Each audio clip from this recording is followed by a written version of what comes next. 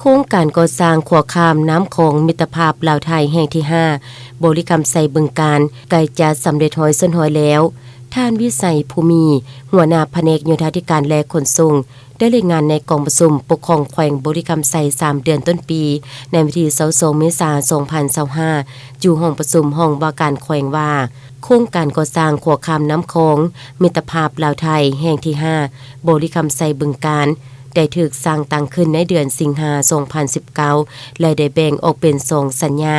มาฮอดปัจจุบันนี้สัญญาที่1ก่อสร้างขัวกลางน้ำรวมทั้งทางเข้าหัวขัว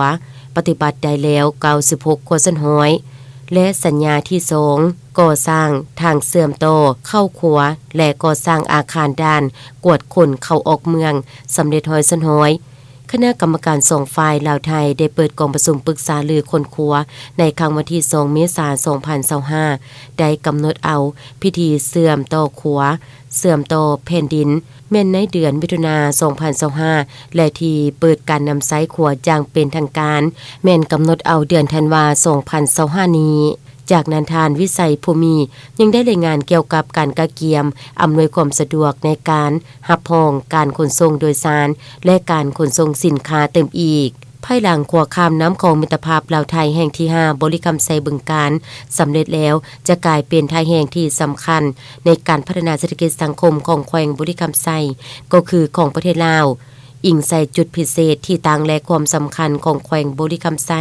ที่จะเป็นท่าแห่งในการบริการด้านการท่องเที่ยวการลงทุนเป็นศูนย์รวมในด้านการพัฒนาเพราะเป็นแขวงตั้งอยู่ภาคกลางของประเทศเป็นประตูด้านใต้ของนครหลวงติดกับแขวงไซสมบูรณ์เสียงขวางและขมวนส่งแขวงของสาธารณรัฐสังคมนิยมเวียดนามและ3แขวงของราชอาณาจักรไทยมีที่ตั้งยุทธศาสตร์ด้านเศรษฐกิจตาเวนออกตาเวนตกผ่านทางเลข 8A และทางเลข 4B เป็นจุดเชื่อมต่อระหว่างเวียดนามและไทย